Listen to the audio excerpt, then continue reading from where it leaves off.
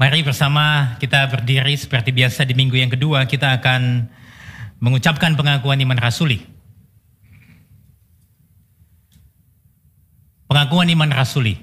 Aku percaya kepada Allah, Bapa yang Maha Kuasa, Khalik langit dan bumi, dan kepada Yesus Kristus, anaknya yang tunggal Tuhan kita, yang dikandung daripada Roh Kudus, lahir dari anak darah Maria, yang menderita di bawah pemerintahan Pontius Pilatus, disalibkan, mati dan dikuburkan, turun ke dalam kerajaan maut. Pada hari yang ketiga, bangkit pula dari antara orang mati, naik ke surga, duduk di sebelah kanan Allah Bapa yang Maha Kuasa, dan akan datang dari sana untuk menghakimi orang yang hidup dan yang mati. Aku percaya kepada Roh Kudus, gereja yang kudus dan am, persekutuan orang kudus, pengampunan dosa, kebangkitan tubuh, dan hidup yang kekal. Amin. Silakan duduk. Welcome to Gibeon Church bagi saudara semua yang hadir secara onsite pada hari ini, dan tentunya juga bagi saudara yang mengikuti secara live streaming. Di sini kita punya hashtag bukan tempat untuk orang sempurna, tetapi kita semua disempurnakan oleh kuasa Injil dan kasih karunia Kristus. Yang setuju katakan amin. Amin. Saudara, hari ini kita sudah hampir masuk di penghujung eksposisi kita pengkhotbah, dan hari ini kita masuk di week yang ke-10, dan tema hari ini kita akan belajar tentang kebahagiaan sejati di dalam kesementaraan. Kebahagiaan sejati di dalam kesementaraan. Saudara, waktu kita bicara tentang bahagia, siapa sih yang gak pengen bahagia? Setiap kita dari usia anak-anak sampai usia lansia pasti tentu ingin bahagia, betul?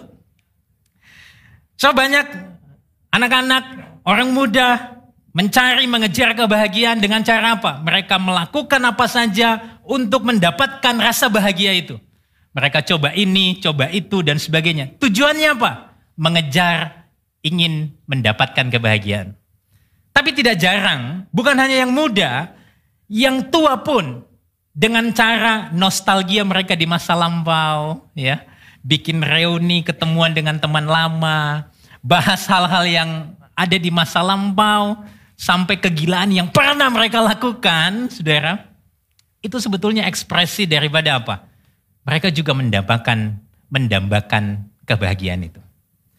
Jadi, waktu kita bicara tentang kebahagiaan, saya rasa tema hari ini sangat penting dan juga sangat relevan bagi kita. Maka dari itu, saudara, saya ingin mengajak saudara membaca Pengkhotbah pasal yang ke-11 ayat yang ke-7 sampai pasal yang ke-12 ayat yang ke-8. Kita baca bergantian, saya akan mulai terlebih dahulu, lalu kemudian ayat yang ke-8 kita baca bersama-sama, dan seterusnya sampai pasal 12 ayat yang ke-8. Terang itu menyenangkan dan melihat matahari itu baik bagi mata. Oleh sebab itu, jikalau orang panjang umurnya, biarlah ia bersuka cita di dalamnya. Tetapi hendaklah ia ingat akan hari-hari yang gelap, karena banyak jumlahnya. Segala sesuatu yang datang adalah kesia-siaan. Bersukarialah, hai pemuda, dalam kemudaanmu. Biarlah hatimu bersuka pada masa mudamu, dan turutilah keinginan hatimu dan pandangan matamu. Tetapi ketahuilah bahwa karena segala hal ini, Allah akan membawa engkau ke pengadilan.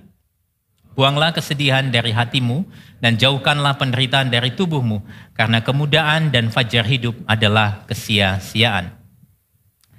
Ingatlah akan penciptamu pada masa mudamu, sebelum tiba hari-hari yang malang dan mendekat tahun-tahun yang kau katakan, tak ada kesenangan bagiku di dalamnya. Sebelum matahari dan terang, bulan dan bintang-bintang menjadi gelap, dan awan-awan datang kembali sesudah hujan. Pada waktu penjaga-penjaga rumah gemetar, dan orang-orang kuat membungkuk, dan perempuan-perempuan penggiling berhenti karena berkurang jumlahnya, dan yang melihat dari jendela semuanya menjadi kabur. Dan pintu-pintu di tepi jalan tertutup, dan bunyi penggilingan menjadi lemah, dan suara menjadi seperti kicauan burung, dan semua penyanyi perempuan tunduk. Juga orang menjadi takut tinggi, dan ketakutan ada di jalan, pohon badam berbunga, belalang menyeret dirinya dengan susah payah, dan nafsu makan tak dapat dibangkitkan lagi. Karena manusia pergi ke rumahnya yang kekal, dan peratap-peratap berkeliaran di jalan. Sebelum rantai perak diputuskan, dan pelita emas dipecahkan, sebelum tempayan dihancurkan dekat mata air, dan roda timba dirusakkan di atas sumur. Dan debu kembali menjadi tanah seperti semula, dan roh kembali kepada Allah yang mengaruniakannya. Kesia-siaan atas kesia-siaan, kata pengkhotbah, segala sesuatu adalah sia-sia. Saudara, berbahagialah setiap kita yang boleh membaca, yang merenungkan, dan yang dimampukan untuk melakukan kebenaran firman di dalam kehidupan kita setiap hari. Amin, saudara. Saudara, waktu kita membaca dan mengikuti eksposisi kita pengkhotbah ini, dari week yang pertama sampai week hari ini, di pasal yang ke-12, saudara, di sana kita cukup banyak menjumpai penyebutan dan pengulangan frasa di bawah matahari. Jadi, saya menjumpai sebanyak 23 kali di dalam pengkhotbah pasal pertama sampai pasal 12, pengkhotbah mengulang frasa ini, di bawah matahari. Coba kita perhatikan misalnya dalam pengkhotbah 1 ayat 3. Ini mula-mula di dalam catatan kitab pengkhotbah. Apa gunanya manusia berupaya dengan jerih payah di bawah matahari? Lalu pasal 4 ayat 7 dikatakan, aku melihat lagi kesia-siaan di bawah matahari. Lalu pasal 6 ayat 1 dikatakan, ada suatu kemalangan yang telah kulihat di bawah matahari yang sangat menekan manusia. Saudara, frasa di bawah matahari ini memberikan sebuah nada yang sangat pesimis. Nada yang cenderung sangat depresi. Tetapi sangat kontras ketika kita sampai di penghujung kitab pengkhotbah. Kalau kita kembali ke dalam pasal yang ke-11 ayat yang ke-7, di sana dikatakan terang itu menyenangkan. Dan melihat matahari itu baik bagi mata. Memang saudara tidak ada frasa di bawah matahari di sana, tetapi penggunaan kata matahari di sana justru memperlihatkan suatu nuansa yang bahagia. Bukan nuansa kesengsaraan atau kemalangan. Nah, pertanyaannya, apa yang membuat Salomo sepertinya mengubah moodnya dan mengakhiri tulisannya dengan warna yang berbeda dari catatan dan tulisannya di kitab pengkhotbah bagian awal? Nah, hari ini saudara, kita akan menelusuri hal ini dan kita akan melihat 3 poin. Yang pertama adalah pentingnya menikmati dan memaknai kehidupan yang sementara. Yang kedua, realitas kematian yang tidak terhindarkan. Dan yang ketiga, menemukan kebahagiaan baik dalam hidup dan mati melalui terang Injil. Yang pertama, pentingnya memaknai kehidupan yang sementara. Saya ingin kita kembali lagi di dalam ayat yang ke-7. Terang itu menyenangkan dan melihat matahari itu baik. Saudara, kitab pengkhotbah ini sangat banyak sekali mengambil rujukan-rujukan dari kitab Kejadian. Nah, ketika pengkhotbah mengatakan terang itu menyenangkan dan melihat matahari itu baik, seolah-olah pengkhotbah ingin membawa kita, Salomo ingin membawa kita untuk mengingat sebuah gambaran kebahagiaan mula-mula di dalam kitab Kejadian. Jadi ketika Salomo mengatakan terang itu menyenangkan, melihat matahari itu baik, ini adalah sebuah gambaran kebahagiaan hidup. Ini adalah sebuah nostalgia kisah awal penciptaan yang dicatat di dalam Kejadian pasal yang pertama. Saudara, perhatikan beberapa kalimat di sana yang saya beri warna ungu di sana. Dikatakan di dalam Kejadian 1 ayat yang ketiga, jadilah terang. Lalu dipisahkannya lah terang itu dari gelap. Lalu kalau saudara lihat pasal 1 Kejadian ayat 14 sampai 18 dikatakan, benda penerang yang besar itu dicipta untuk menguasai siang. Lalu ayat 18 dikatakan memisahkan terang dari gelap. Allah melihat bahwa semuanya itu baik. Jadi keberadaan terang dan matahari yang dijelaskan 2 kali di dalam kitab Kejadian ini ingin menunjukkan bahwa sebetulnya memang kebahagiaan hidup di dalam Kejadian 1 dan 2 itu adalah desainnya Allah bagi manusia. Lalu desain Allah tentang terang dan matahari ditutup dengan apa? Allah mencipta melihat bahwa semua itu baik. Saudara lihat ya tadi di pengkhotbah 11 ayat 7 dikatakan apa? Terang itu menyenangkan dan melihat matahari itu baik untuk mata. Terang, matahari, baik. Itu sesuatu yang menjadi sebuah nostalgia di dalam kitab Kejadian. Dan yang menarik saudara, seorang penafsir yang namanya Sidney Kredanus, dalam komentarnya terhadap kitab Kejadian, dia mengatakan demikian. Tuhan memisahkan terang dari kegelapan, dia menetapkan batasan pada kegelapan dengan mengaturnya menjadi malam. 3 hari pertama adalah hari pemisahan di mana Tuhan menghalau kekacauan, yaitu kegelapan, untuk membentuk dunia yang dapat dihuni. Dengan kata lain, Ketika pengkhotbah, Salomo mengatakan terang itu menyenangkan dan melihat matahari itu baik untuk mata. Pengkhotbah ingin menunjukkan sebuah pesan bahwa Allah yang baik telah menciptakan dunia yang baik. Sehingga adalah suatu kebodohan kalau kita tidak melihat dan menikmati kebaikannya yang limpah di dalam ciptaannya. Saudara, kalau saudara di jalan-jalan di Surabaya hari ini, begitu banyak pohon-pohon, lalu kemudian ada bunga-bunga yang sangat cantik lagi berjatuhan. Saudara, waktu saya melewati beberapa jalan di Surabaya, lalu saya tiba-tiba teringat dengan catatan Matius pasal 6 ayat 30 yang dimana dikatakan begini. Jadi jika demikian Allah mendandani rumput di ladang yang hari ini ada dan besok dibuang ke dalam api. Tidakkah ia akan terlebih lagi mendandani kamu, hai orang yang kurang percaya. So waktu kita menyaksikan rumput di ladang, bunga yang bermekaran, bukankah itu sebuah ekspresi? Kita bisa melihat bahwa ada pencipta yang mencipta. Dan itu adalah suatu keindahan yang luar biasa. Pemazmur juga di dalam Mazmur 19 mengatakan langit itu menceritakan kemuliaan Allah. Cakrawala menceritakan pekerjaan tangannya. Jadi kalau kita tidak melihat kebaikan Tuhan di dalam ciptaan, maka ada sesuatu yang salah dengan cara kita melihat. Dan itu adalah sebuah kebodohan. Kalau di dalam ciptaan yang Tuhan ciptakan yang baik ini, kita tidak bisa melihat Allah yang baik, yang mencipta ciptaan yang baik juga. Nah, waktu Salomo menutup kira-kira di dalam pasal yang ke-11 dia mengatakan terang itu menyenangkan, melihat matahari itu baik untuk mata. Ini merupakan sebuah jalan pembuka untuk apa yang Salomo katakan di dalam ayat 8. Di sana Salomo mengatakan, oleh sebab itu jikalau orang panjang umurnya, biarlah ia bersuka cita di dalamnya. Tapi hendaklah ia ingat akan hari-hari yang gelap.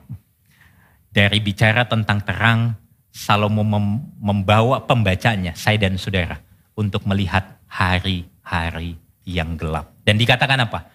Jumlahnya banyak. Segala sesuatu adalah kesia-siaan. Saya ingin kita mempelajari bagian ini secara spesifik. Ayat 8a, terjemahan BIMK, Bahasa Indonesia Masa Kini, mengatakan demikian. Hendaklah engkau bersyukur kalau bertambah umur.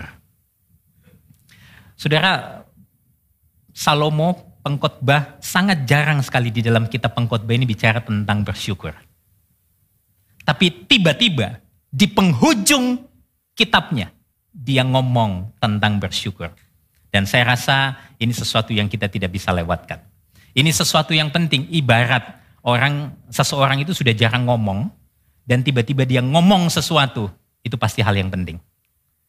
Salomo tidak pernah di awal-awal itu banyak bicara tentang kesenangan, sukacita, ucapan syukur. Tetapi di ending kitab pengkhotbah, tiba-tiba dia ngomong tentang ucapan syukur, bersukacita, sesuatu yang menyenangkan. Saudara, kenapa si Salomo itu mengatakan ini? Karena kalau mau jujur saudara, kita ini adalah orang-orang yang seringkali melewatkan hal-hal yang ada di depan kita dan kita lebih banyak mengeluh dibandingkan rasa syukur. Kita seringkali melewatkan hari-hari tertentu yang kita nantikan itu hanyalah hari akhir pekan, hari liburan, hari pensiun yang kita pikir itu adalah waktu kita bisa santai. Tapi kita melewatkan hari-hari yang ada di depan kita. Saudara, kalau mau jujur ya, hari yang paling saudara nantikan itu hari apa? Libur, long weekend, Sabtu Minggu, betul? Betul? Hari yang paling gak suka, hari apa? Saudara, kalau semua hari Tuhan jadikan baik, ingat ya, Tuhan itu jadikan semua hari baik, lalu kenapa kita itu bisa merasa bahwa hari Senin itu hari yang gak menyenangkan? Coba saudara mulai pikir, sekarang kenapa ya?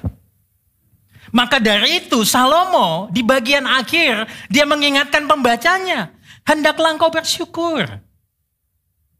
Ada yang bilang begini ya saudara, waktu muda punya tenaga, punya waktu tapi nggak punya uang. Ya. Waktu kerja punya tenaga, punya uang tapi nggak punya waktu. Waktu tua punya waktu, punya uang tapi nggak punya tenaga. Saudara, pandangan ini sebetulnya menurut saya ada benarnya. Karena apa? Sebetulnya setiap masa, setiap musim di dalam hidup kita itu tidak mungkin bisa punya segalanya. Maka dari itu Salomo mengajarkan kita untuk apa? Bersyukur di setiap hari. David Gibson di dalam tafsirannya tentang kitab Pengkhotbah, dia mengatakan sebuah kalimat demikian. Kita perlu memulai dari hal-hal yang kecil. Ini tentang bersyukur. Karena jika kita tidak menemukan kegembiraan untuk hal-hal yang kecil di dalam hidup, kemungkinan kita tidak akan menemukannya dalam hal-hal besar. Mulailah dengan ucapan syukur. Saudara, saya sangat menikmati sekali ketika membaca bagian akhir daripada kitab Pengkhotbah ini. Salomo mengatakan mengucap syukur. Ini sesuatu yang sangat serius. Oleh karena apa? Karena ketika kita tidak mengucap syukur, sebetulnya itu adalah cara hidup di mana kita memungkiri apa yang Tuhan telah cipta dengan sangat baik.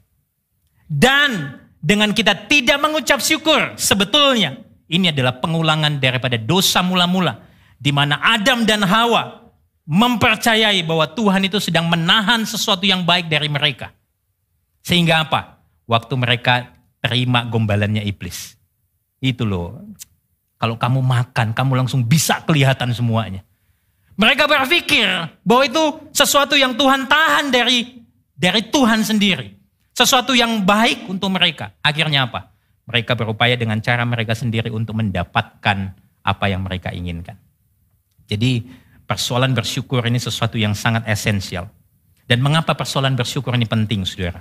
Kalau kita lanjutkan di dalam pasal yang ke-11 ayat 8 bagian B dikatakan, hendaklah ia ingat akan hari-hari gelap. Karena apa? Banyak jumlahnya.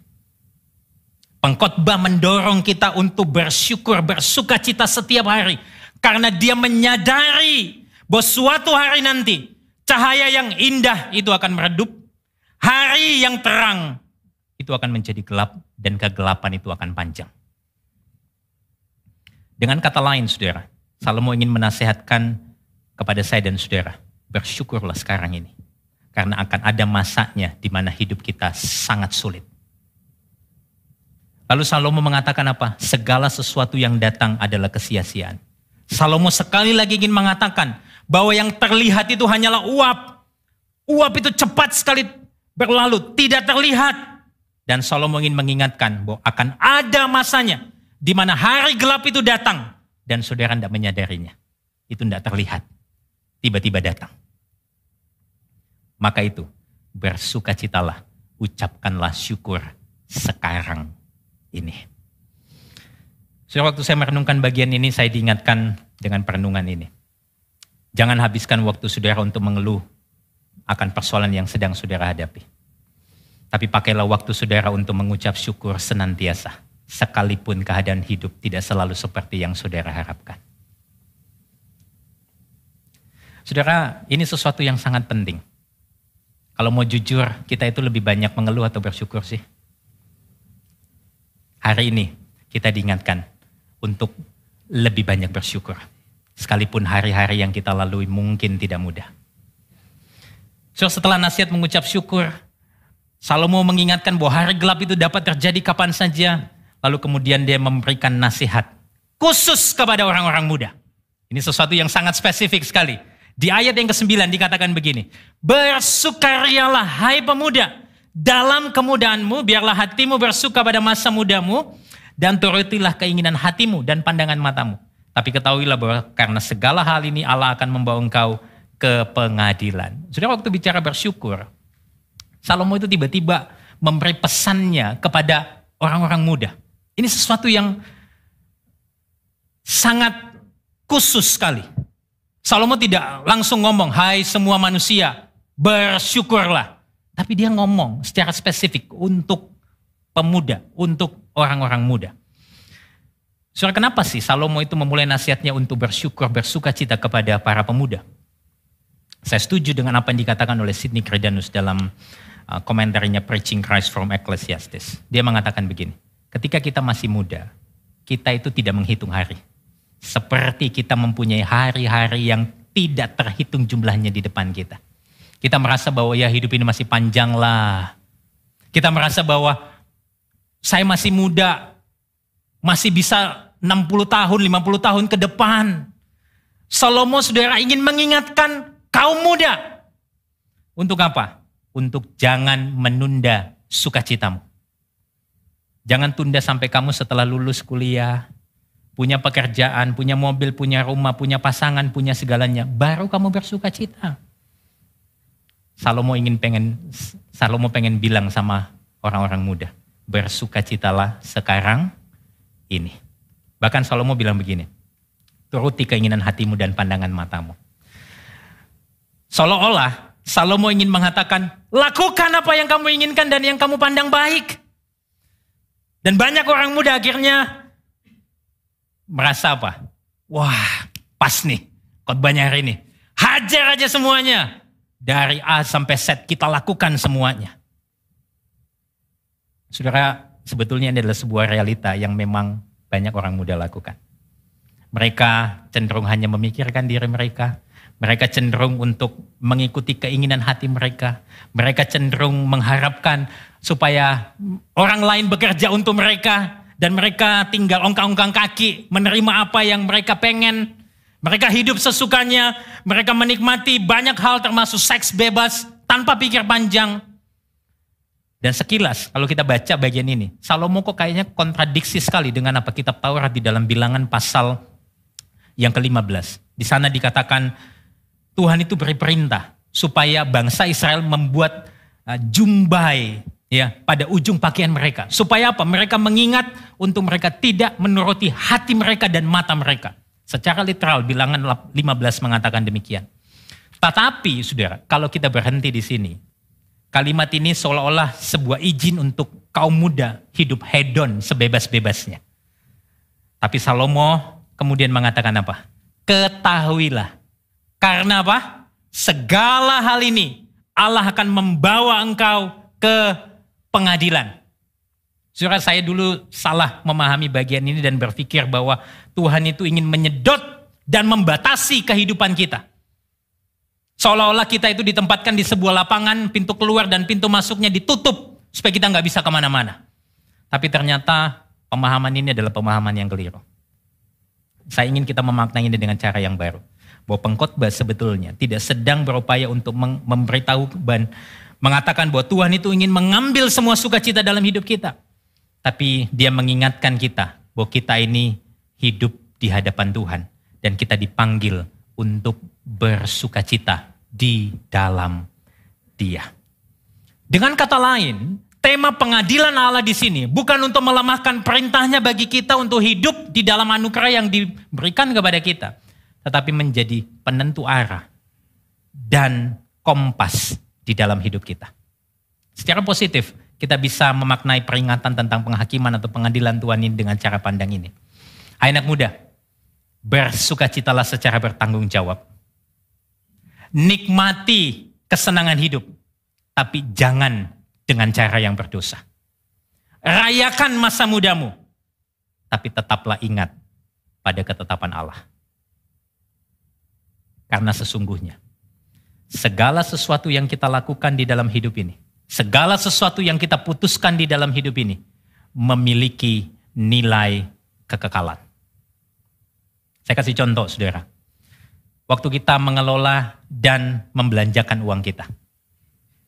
Injil Matius pasal 6 sudah mengingatkan kita, jangan kamu mengumpulkan harta di bumi, tapi kumpulkanlah bagimu harta di surga. Karena di mana hartamu berada di situ, hatimu berada. Bagaimana kita mengelola uang kita, membelanjakan uang kita, itu menunjukkan hati kita. Lalu bicara tentang bagaimana kita melakukan sesuatu dengan tubuh kita, apa yang kita lakukan dengan tubuh kita. Paulus sudah pernah memberikan sebuah nasihat di dalam 1 Korintus pasal 6. Dikatakan apa? Jauhkan dirimu dari percabulan. Tubuhmu ini adalah bait Roh Kudus dan kamu telah dibeli dengan harga yang mahal, telah lunas dibayar. Maka itu muliakanlah Allah dengan tubuhmu. Saudara, bagaimana kita memperlakukan tubuh kita? Sebetulnya itu menunjukkan apa yang kita pandang berharga di dalam hidup ini. Dan sesuatu itu, kalau kita melihat bahwa tubuh kita ini sesuatu yang punya nilai kekal, satu saat kita akan diberi tubuh yang baru. Saudara, kita akan lebih berhati-hati menggunakan tubuh kita. Saudara, ada begitu banyak contoh. Dan ini adalah nasihat yang sangat spesifik. Pengkhotbah katakan kepada orang muda. Lalu dia bicara lagi hal yang lain, saudara. Di dalam ayat 10. Kepada orang muda dikatakan begini. Buang kesedihan dari hatimu. Jauhkan penderitaan dari tubuhmu. Karena kemudahan dan fajar hidup adalah kesia-siaan. Setelah Salomo bilang, bersenang-senanglah, ikuti apa yang kamu pandang baik. Lalu dia kasih nasihat lagi. Buang kesedihan dari hatimu. Seolah-olah Salomo ingin bilang ini, udah ndak usah kesel-kesel sama orang. Santai aja, nikmati harimu. Tapi yang menarik bagi saya, Salomo menutup lagi dengan kalimat begini. Karena kemudahan dan fajar hidup adalah kesia-siaan. Salomo ingin mengingatkan kepada orang muda, masa mudamu itu cepat berlalu. Seperti uap dan nafas yang gak kelihatan. Jadi jangan kamu mengidolakan masa mudamu. Soalnya masa mudamu itu akan berlangsung lama. Ingat anak-anak muda, kaum muda. Masa muda kita segera berlalu. Saudara, ini bukan sebuah sindiran atau sikap pesimis yang diungkapkan pengkhotbah. Tapi saya merasa ini adalah sebuah sikap realistis terhadap keterbatasan hidup manusia. Saudara, waktu Salomo mengatakan ayat yang ke-10 ini, sebetulnya ini menjadi sebuah jembatan yang sangat baik untuk kita teruskan kepada poin yang kedua. Bahwa hidup kita ini terbatas dan kita akan sampai kepada satu ujung realitas, yaitu kematian. Realitas yang tidak terhindarkan adalah kematian. Kita ingat, kita coba lihat kembali pasal 12 ayat yang pertama. Di sana dikatakan, ingatlah akan penciptamu. Sekali lagi, Salomo membawa kita kepada nostalgia di dalam kitab Kejadian. Ingat penciptamu, bahwa dia mencipta dunia ini baik adanya, bukan sesuatu yang jahat. Ketika manusia ini jatuh dalam dosa, yang bertanggung jawab adalah kita yang sudah melakukan, kita yang mengambil tempat untuk menjadi pencipta. Dan di sini saya sangat tertarik sekali dengan apa yang menjadi perenungan dari seorang teolog dan filsuf dari Prancis tentang perenungannya di dalam kitab Pengkhotbah. Dia mengatakan demikian. Mungkin saudara menganggap diri saudara mandiri, tetapi Anda tidak mampu mengetahui apa yang seharusnya dilakukan, Anda tidak mampu mengetahui tentang kebijaksanaan. Anda adalah ciptaan dan sesungguhnya semua kejahatan di dalam dunia ini berasal dari kita yang menganggap diri sebagai pencipta. Saudara ingat tadi ya, waktu Salomo bilang, lakukan apa yang menurut keinginan hatimu, yang kamu pandang baik oleh matamu. Sebetulnya itu juga mengingatkan kita tentang apa yang Adam dan Hawa lakukan. Mereka melihat, mereka mengingini, lalu mereka mengambil. Semua itu digerakkan dari mata, lalu kemudian masuk ke dalam hati mereka. Lalu mereka jatuh di dalam dosa. Karena apa? Mereka ingin jadi pencipta. Maka dari itu saudara, Salomo bilang begini kepada kaum muda. Ingat penciptamu pada masa mudamu. Saudara, kategori orang muda itu adalah kategori yang seperti apa sih? Saya ingin kembali kepada teks. Kategori orang muda di dalam teks ini adalah kategori yang belum mengalami apa yang nanti saya akan jelaskan di dalam pasal 2 sampai di dalam ayat 2 sampai ayat seterusnya.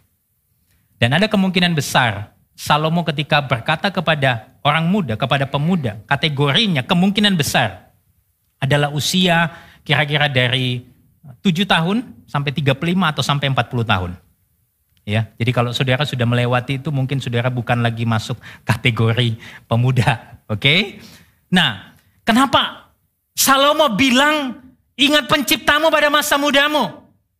Karena sebetulnya di usia muda kita ini sangat mudah untuk melupakan Tuhan yang mencipta kita. Kita ini gampang sekali memikirkan diri kita sendiri saja. Di masa muda seringkali orientasi hidup kita itu melulu tentang diriku, sekolahku, pasanganku, prestasiku, tabunganku, masa depanku, dan seterusnya. Semua pusatnya kepada aku. Itulah sebabnya Salomo memberi nasihat ini kepada orang muda. Sekalipun, ini ada sekalipunnya. Saya percaya nasihat yang paling merasakan nasihat ini adalah orang tua yang sudah melewati masa muda. Nanti sudah tua baru ingat. Itu pun ingatannya sudah terbatas. Itu sebabnya saudara penting sekali mengingat pencipta. Bukan sekedar mengingat lalu melupakan. Tetapi mengingat dia setiap waktu dan apa yang telah dilakukannya bagi kita. Serta kita bertindak berdasarkan kehendaknya. Saudara, menarik sekali ketika Salomo mengatakan hal ini. Pengkhotbah itu menasehatkan supaya kita itu mengingat pencipta. Sebelum terlambat. Sebelum terlambat. Ini penting. Karena di dalam ayat 2, pasal 12 ayat 1, 2, dan 6. 3 kali Salomo itu mengatakan kata sebelum di sana. Biasanya pengulangan sebanyak 3 kali di dalam Alkitab. Ini adalah sebuah penekanan yang penting yang perlu kita perhatikan. Ayat 1 pasal 12 Salomo mengatakan sebelum tiba hari-hari yang malang. Lalu ayat 2 sebelum matahari terang dan bulan bintang menjadi gelap. Ayat 6 sebelum rantai perang diputuskan dan pelita emas dipecahkan dan seterusnya. Salomo seolah-olah ingin mengatakan ingat penciptamu di dalam segala hal yang kamu lakukan. Sebelum engkau dan saya mengalami kematian. Dan untuk mengingat ini saudara, Salomo memberikan kita salah satu puisi yang paling indah. Yang pernah ada di dalam catatan Alkitab dan puisi itu bercerita tentang deskripsi umum untuk mereka yang sudah tua dan manifestasi fisiknya. Jadi kategori pemuda yang tidak lagi muda itu adalah kategori yang dituliskan di dalam puisi ini. Saya ingin kita lihat saudara secara cepat. Nanti di dalam ayat 2 sampai ayat 5. Kita baca sama-sama ya, kita bergantian membaca, saya ayat 2, saudara ayat yang ketiga dan seterusnya sampai ayat yang kelima. Sebelum matahari dan terang, bulan dan bintang-bintang menjadi gelap, dan awan-awan datang kembali sesudah hujan. Pada waktu penjaga-penjaga rumah gemetar, dan orang-orang kuat membungkuk, dan perempuan-perempuan penggiling berhenti karena berkurang jumlahnya, dan yang melihat dari jendela semuanya menjadi kabur. Dan pintu-pintu di tepi jalan tertutup, dan bunyi penggilingan menjadi lemah, dan suara menjadi seperti kicauan burung dan semua penyanyi perempuan tunduk. Ayat yang kelima. Juga orang menjadi takut tinggi dan ketakutan ada di jalan. Pohon badam berbunga, belalang menyeret dirinya dengan susah payah dan nafsu makan tak dapat dibangkitkan lagi. Karena manusia pergi ke rumahnya yang kekal dan peratap-peratap berkeliaran di sana. Saya akan bahas ini secara cepat. Saudara, Salomo menjelaskan sebuah deskripsi tentang usia tua dan manifestasi fisiknya di sini. Ingat, pengkhotbah ini masuk dari kategori kitab puisi. Jadi kita perlu membacanya dengan angle yang seperti itu. Coba kembali kepada ayat yang kedua. Waktu dikatakan apa? Matahari, terang, bulan, dan bintang jadi gelap. Ini merujuk kepada apa? Penglihatan seseorang yang makin menurun. Diperkuat lagi dengan awan-awan dan hujan-hujan yang menutupinya. Awan-awan datang kembali sesudah hujan. Ini mengindikasikan adanya sebuah kondisi fisik di mana mata seseorang itu makin hari makin buram. Saudara kalau pakai kacamata lalu mulai ke gini, nah itu udah mulai ketahuan saudara. Ya, usianya berapa. Lalu kalau saudara taruh di atas, lalu saudara cari kacamata saudara, mulai ketahuan usia saudara berapa. Lalu dikatakan apa? Pada waktu penjaga-penjaga rumah gemetar, orang kuat membungkuk dan seterusnya. Itu mengacu kepada apa? Kapasitas dan keterampilan motorik seseorang yang makin menurun. Tangan mulai gemetar, otot mulai lemah, sehingga apa? Kita mulai bungkuk. Bunyi penggiling yang menjadi lemah itu menunjukkan dan mengacu kepada apa? Tebak saudara, apa? Pada gigi yang mulai hilang. Kita semakin sulit untuk mengunyah. Lalu dikatakan apa? Dan suara menjadi seperti kicauan burung. Kira-kira itu mengacu kepada apa? Pita suara kita juga yang mulai berubah. Tidak sekuat dulu lagi. Kalau dulu bisa 2 oktav. Sekarang paling tinggal 1 oktav nyanyinya. Lama-lama apa? Fales.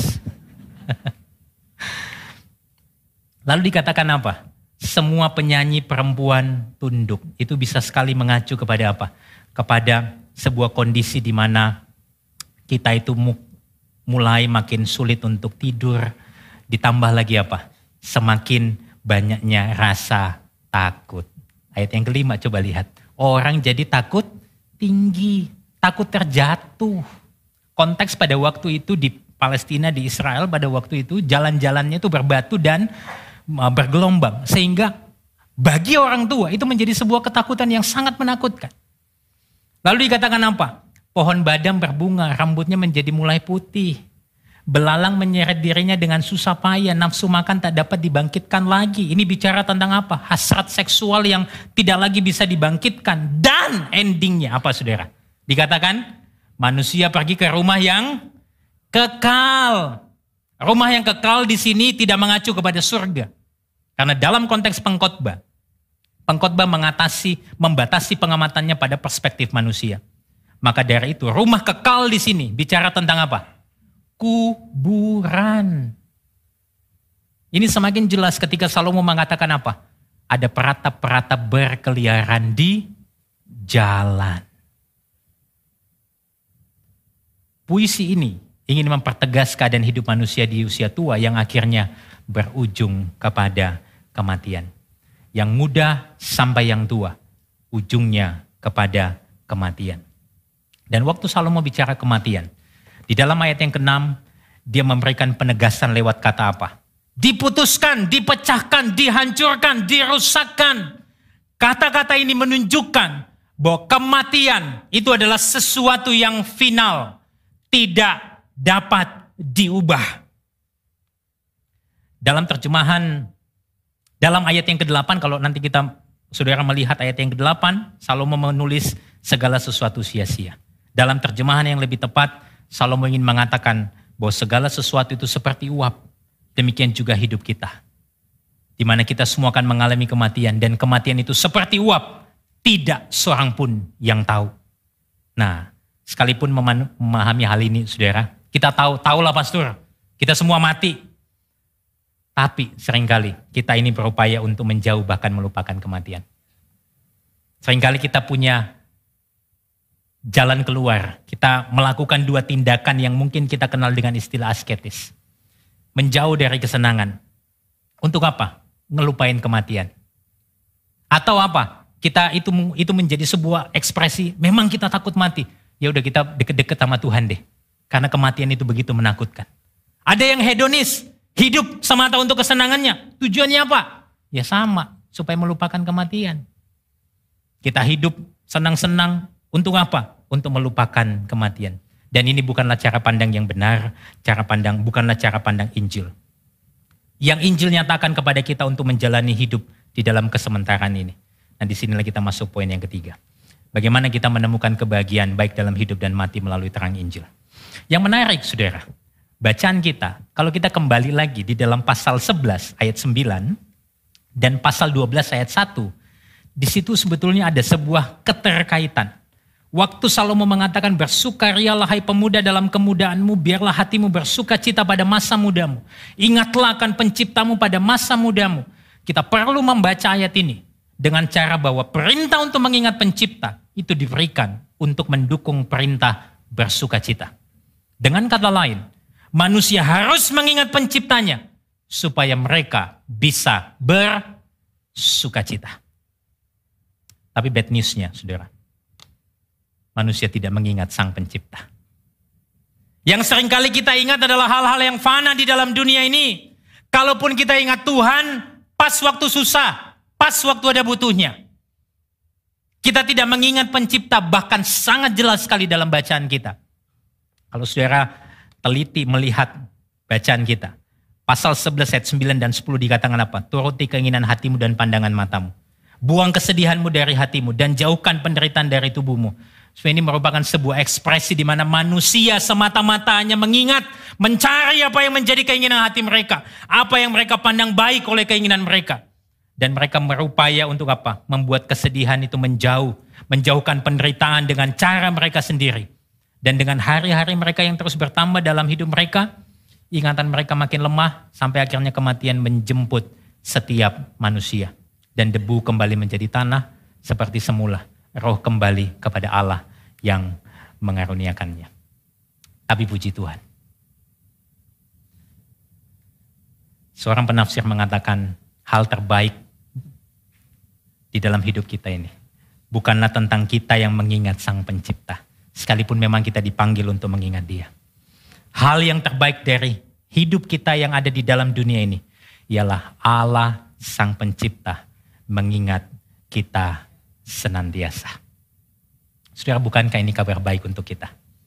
Dia senantiasa mengingat kita. Dia mengingat perjanjiannya kepada kita.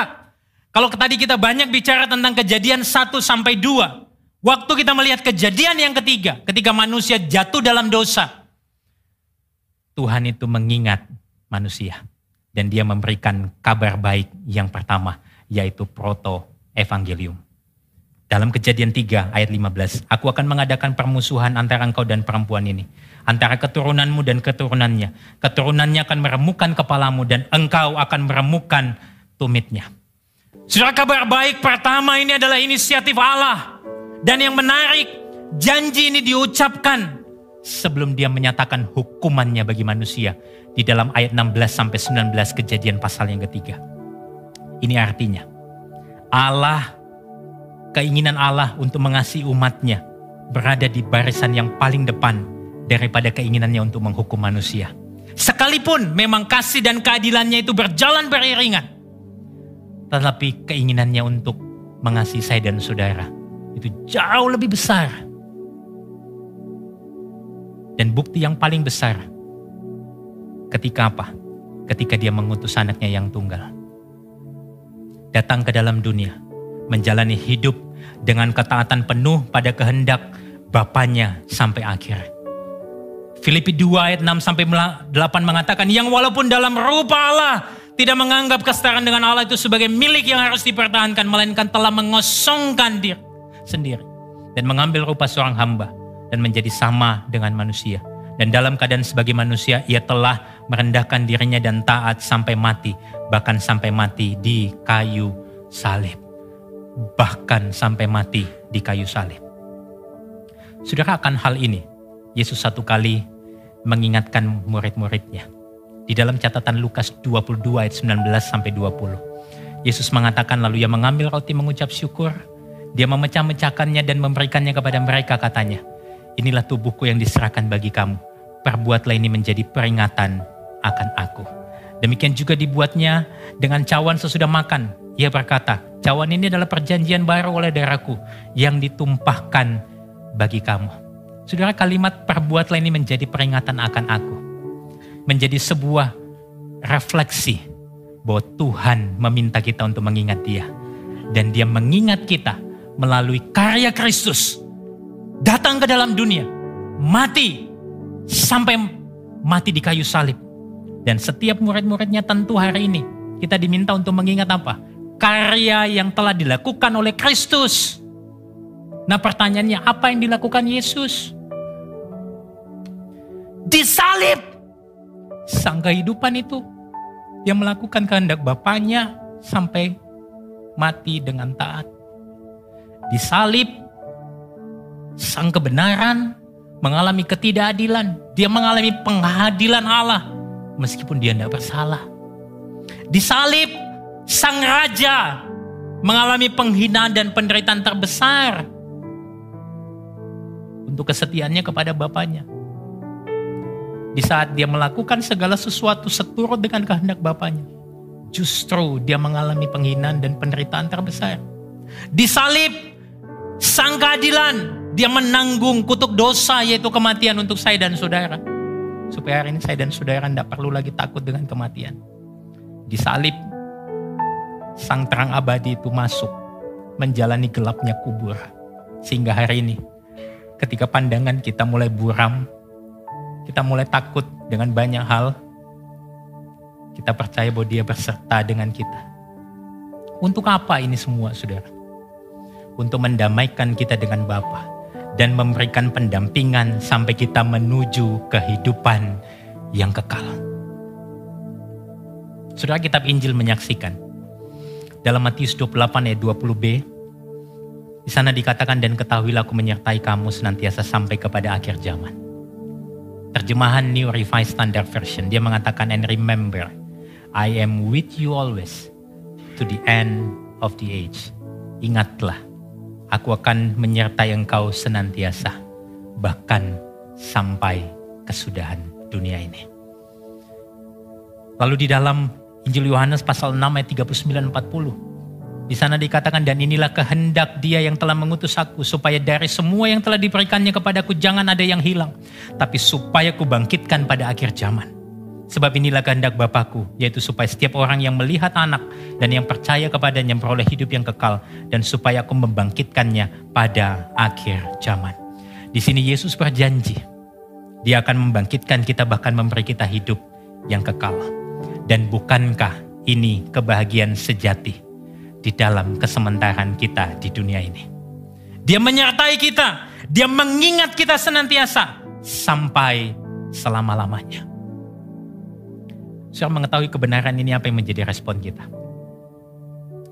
Marilah kita bertobat dari kehidupan kita yang egois, yang seringkali hanya mencari kesukaan untuk diri kita sendiri. Lihat Kristus, ingat karya pengorbanannya di salib, supaya kita bisa mengalami sukacita ganti duka cita. Dan kita bisa mengalami kehidupan kekal sekalipun kita harus menghadapi kematian. Apa yang perlu kita renungkan hari ini? Sebagai pertanyaan reflektif buat kita. Mari kita kemudian coba pikir ini. Apa yang seringkali membuat kita ini sulit untuk melihat kebaikan Tuhan dan mengucap syukur dalam segala situasi kehidupan kita? Bagaimana selama ini cara kita menikmati dan menjalani kehidupan yang Tuhan anugerahkan kepada kita? Apakah dengan cara-cara dunia yang dunia tawarkan? Atau seturut dengan firman Tuhan? Yang terakhir, hal apa yang saudara bisa lakukan untuk senantiasa mengingat Sang Pencipta di setiap musim hidup saudara? Apa implikasi Injilnya hari ini buat kita? Mari kita berdiri bersama-sama. Karena Injil, hari ini kita dimampukan untuk senantiasa mengucap syukur dalam segala hal. Karena kita tahu apapun yang terjadi di dalam hidup kita tidak keluar, tidak lepas dari kendali dan kedaulatan Tuhan. Dan Tuhan berjanji segala sesuatu di dalam hidup kita, apapun yang terjadi, itu mendatangkan kebaikan untuk kita bagi yang percaya kepadanya. Amin. Karena Injil, kematian setiap orang percaya bukanlah akhir dari segalanya, melainkan awal dari kehidupan kekal bersama Allah untuk selamanya. Ini adalah kebahagiaan yang menanti kita hari ini sampai nanti kita bertemu dengan Kristus muka dengan muka. Karena Injil, kita juga disadarkan bahwa jaminan keselamatan kita tidak tergantung pada ingatan kita kepada Allah, tetapi kepada janjinya yang mengingat kita. Mari kita nyanyikan pujian ini. My word is not in what I own.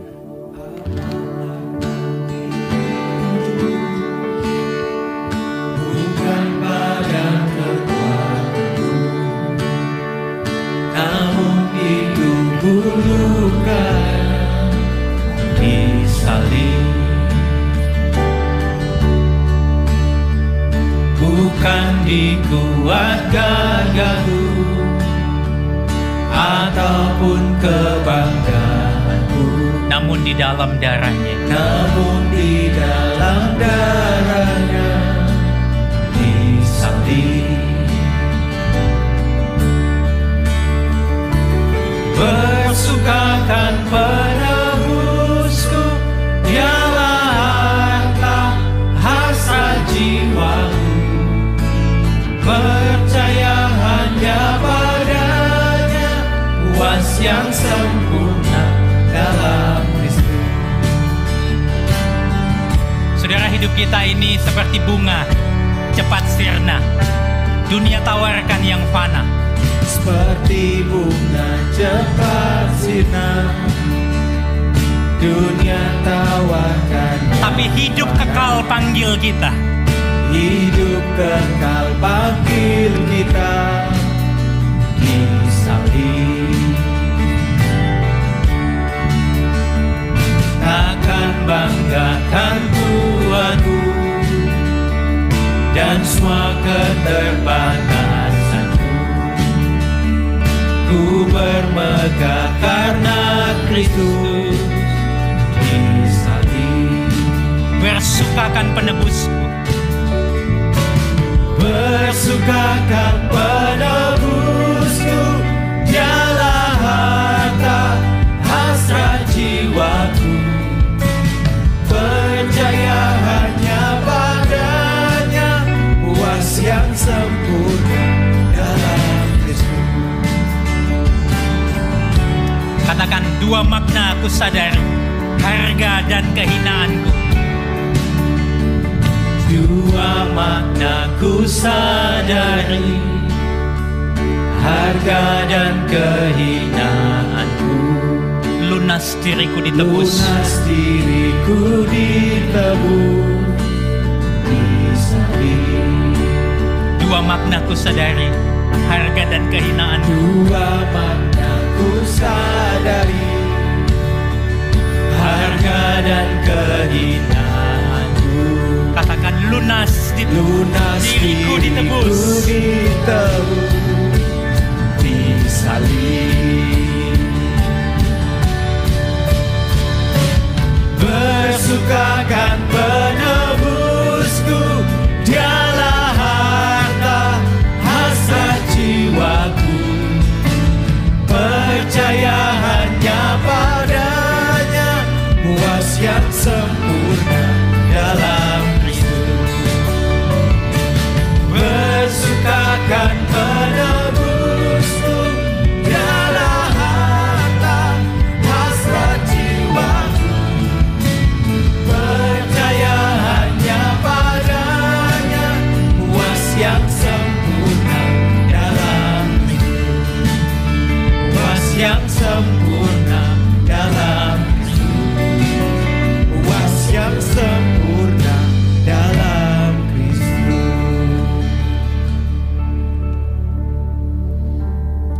Tuhan, kalau hari ini kami diingatkan untuk selalu mengucap syukur di dalam setiap keadaan hidup kami.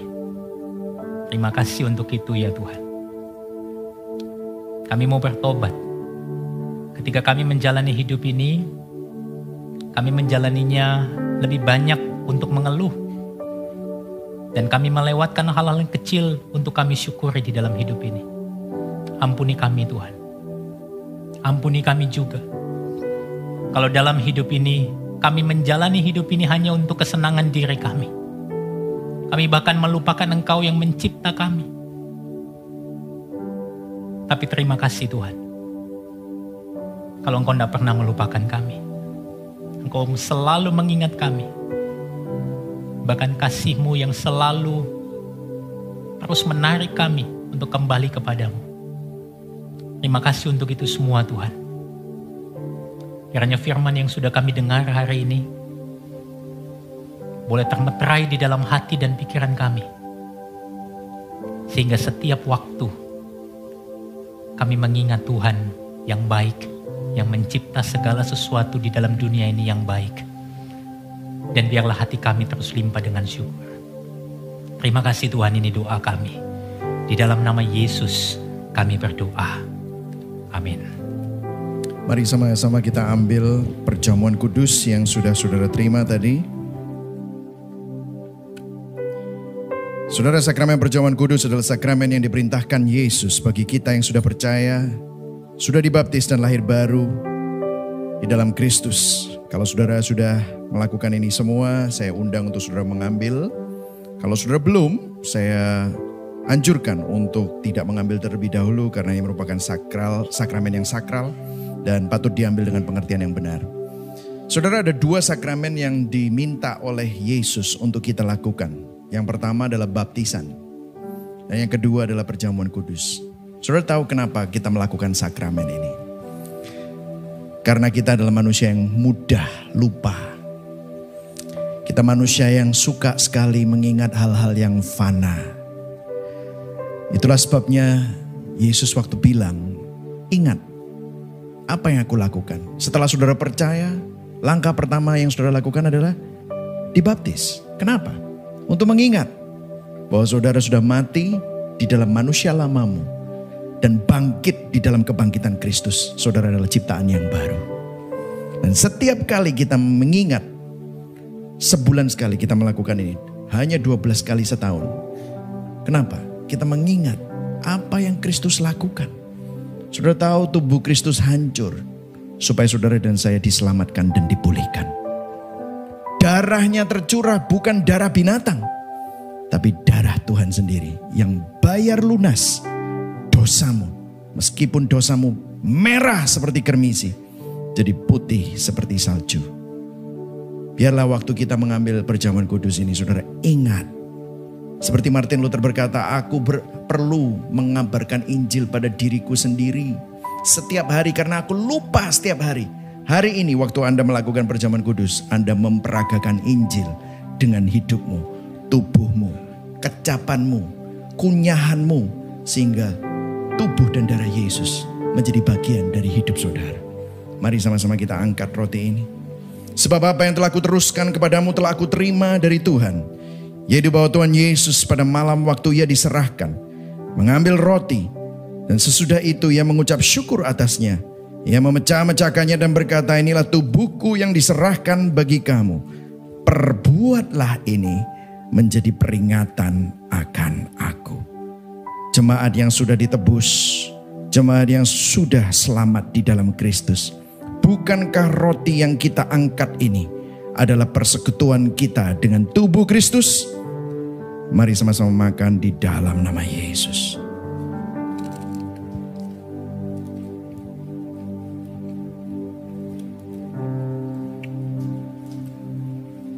Mari sama-sama kita angkat cawan ini. Demikian juga Yesus mengambil cawan sesudah makan, lalu berkata, cawan ini adalah perjanjian baru yang dimeteraikan oleh darahku. Perbuatlah ini setiap kali kamu meminumnya menjadi peringatan akan aku. Saudara, darah Yesus memungkinkan pengampunan dosa. Dosamu diampuni karena darah Tuhan sendiri yang tercurah membayar lunas kesalahanmu, masa lalu, masa kini, bahkan masa yang akan datang. Bukankah cawan pengucapan syukur yang atasnya kita ucapkan syukur ini adalah persekutuan kita dengan darah Kristus? Mari sama-sama minum di dalam nama Yesus Kristus. Mengucap syukur saudara, bahwa engkau ada di dalam Kristus. Ingat, bukan ingat pergumulanmu, tapi ingat apa yang Kristus sudah lakukan di dalam hidupmu. Ingat bahwa Dia sudah menang. Itulah sebabnya saudara dan saya bisa tenang. Mari sama-sama kita naikkan lagu doksologi. God in whom all blessings flow, praise Him all creatures in below, praise Him above ye heavenly hosts, praise Father, Son, and Holy Ghost. Puji Allah sumber rahmat, puji Dia semua ciptaannya, puji Dia para malaikat, Bapa, Putra, dan Roh Kudus.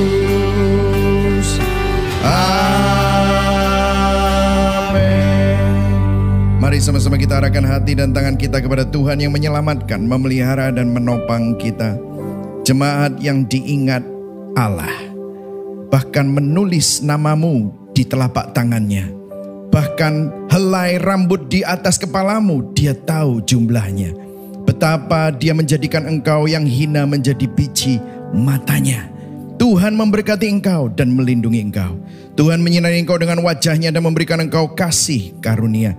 Tuhan menghadapkan wajahnya kepadamu dan memberikan engkau damai sejahtera. Kiranya Allah Bapa, kasih setia dari Tuhan Yesus Kristus, dan penyertaan Roh Kudus yang setia selalu melingkupimu, menguatkanmu, memberkatimu, dan memampukanmu berjalan dari sekarang sampai Maranatha, sampai selama-lamanya. Yang percaya dan menerima sama-sama katakan amin. Berikan tepuk tangan buat Tuhan Yesus. Happy Sunday. God bless you.